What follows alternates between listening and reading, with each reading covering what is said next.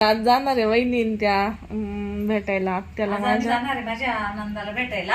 आजारी त्या मग दवाखान्यातून आणलं तर म्हणलं चला सगळे मिळून जाऊ भेटायला. माझी सासू जाव माझी सून आणि सगळे जाणार आहे. आणि तुम्ही त्या दिवशी म्हणले होते ना ते ब्लाऊज शिवून दाखवा, तर हे बघा हा ब्लाऊज शूटिंग केली पण शिवायला इच्छा दिला माझ्या पुतणीकडे दिला कारण की मम्मी पण शिवणच आहे ना. मग पुतणीने शिवला पण बाकी छान कटिंग अशी चुकतच नाही, परफेक्ट आहे ती. छान बसतं म्हणजे असं ब्लाऊज. हे बघा शोल्डर वगैरे सगळं व्यवस्थित बसलं. आणि ही साडी तुम्ही म्हणले होते ना ही घातली मी आज. कशी दिसते कमेंट मध्ये सांगा. जायचंय भेटायला म्हणलं बरे हलकीच्या हलकी असं अंगावर नाही का जड साड्यांनी छान दिसते. आणि अश्विनीला जरा रात्री ताप आला होता. रात्रभर मला पण झोप नाही आली, तिला ताप आला होता, हातपाय दुखत होते तापामुळं. रात्री ती आजारीच म्हणजे जास्त आजारी पडली होती. मला पण मग झोप लागा ना बाई. मी हातपाय असल्या डेंचा दुखायचं. काय केलं ते नाक जाम झालं, डोकं हातपाय कंबर गरम पाणी केलं. ते गरम पाणी तिला असं वाफ घ्यायला दिलं, मला झोपच लागा ना. ते पॅटर्न वरती ते ऍड्रेस लिहिले, सगळं लिहून ठेवलं. मग म्हणलं आता काय करावं घ्या झोपून, मनाही लागा. अख्खी रात जागण्यातच गेली आमची. माझी भायाने केली गाडी, आता गाडी येणार आहे मग जाऊ. तेच पप्पा म्हणतो ते मम्मीला आपण जाऊ नंतर. अगं ते मला म्हणे आपण जाऊ नंतर, पण जाऊ द्या येवा. गाडी केलीच आहे मग आता सगळे चालले. मग नंतर काय ग आपलं जाणं होतं का नंतर.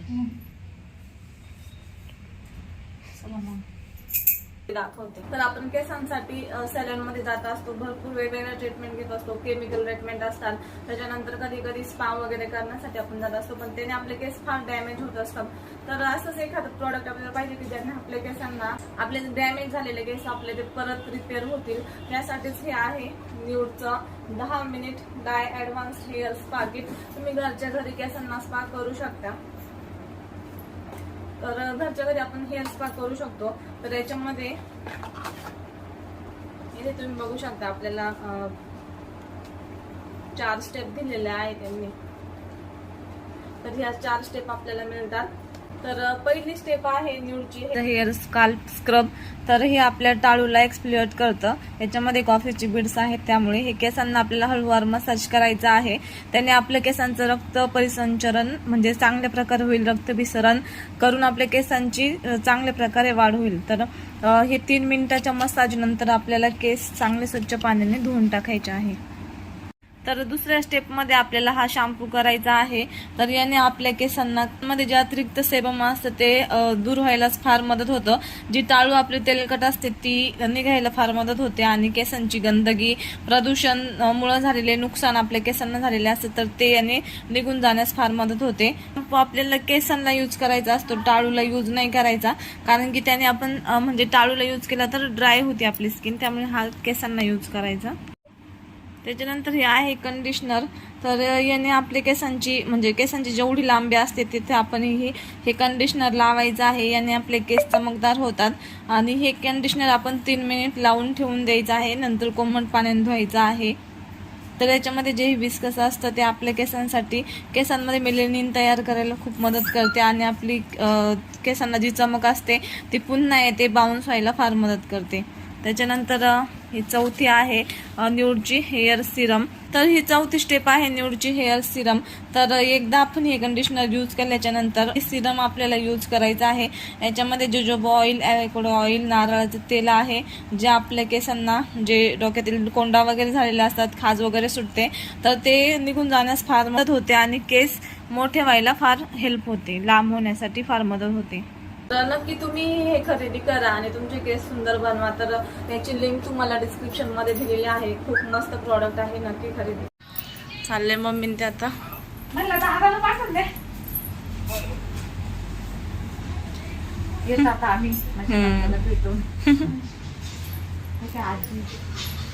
सगळे चालले. आजी चालली, चुलते चालले, वहिनी. हा यांनी ओळखलंच नव्हतं.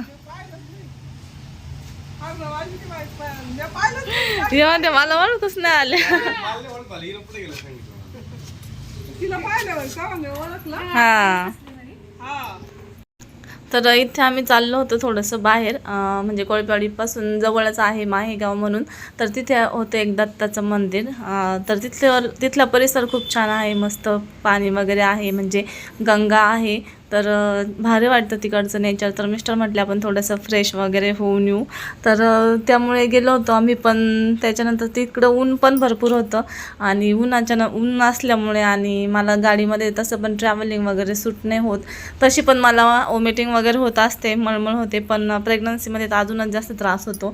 तर त्याच्यामुळे मला थोडासा त्रास झाला आणि त्याच्यानंतर तिथून आल्याच्यानंतर तर मग मी खूपच जास्त आजारी पडले. मला ताप आला, सर्दी झाली, डोकं दुखायला लागलं आणि हातपाय तेवढे भयंकर दुखायला लागले, कंबर दुखायला लागलं. तर खूप त्रास झाला अचानक.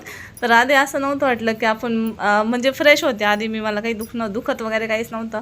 पण तिकडं गेलो आणि तिथून आल्या मला खूप भयंकर त्रास झाला. तर ते ऊन होतं खूप आणि उन्हाचं आम्ही पाणी वगैरे त्याच्यामध्ये गेलो, त्याच्यामुळे मग सर्दी वगैरे पण झाली. ऊन लागल्यामुळे ताप पण आला, म्हणजे उन्हात नाही गेलो पण असं वातावरण उन्हाचं वगैरे होतं आणि त्याच्यामुळे मग खूप जास्त त्रास झाला.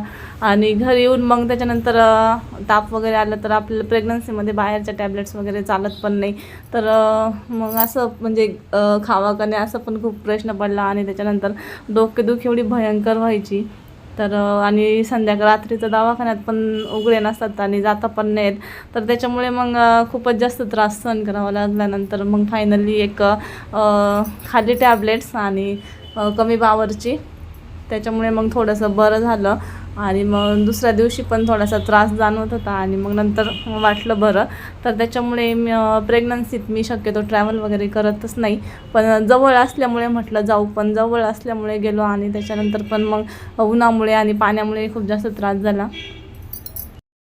आणि काहींना प्रेग्नन्सीमध्ये ट्रॅव्हलिंग वगैरे केली तरी काही त्रास न होत, पण मला तर खूप भयंकर त्रास होत राहतो.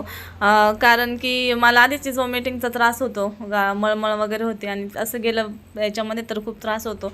तसं माझी बहीण सपना तर म्हणजे ती प्रेग्नंट होती, तिला दुसऱ्याच महिन्यात ती औरंगाबादवरून इथं आली होती कोळपेवाडीला, पण तरी तिला काहीच त्रास वगैरे नाही झाला. आणि मी इथून थोडंसं 4-5 किलोमीटर जरी गेले तरी मला भयंकर त्रास होतो आणि मी भयंकर आजारी पडले. आणि सपना इथून औरंगाबाद पुन्हा संगमनेरला पण आली होती प्रेग्नन्सीमध्ये.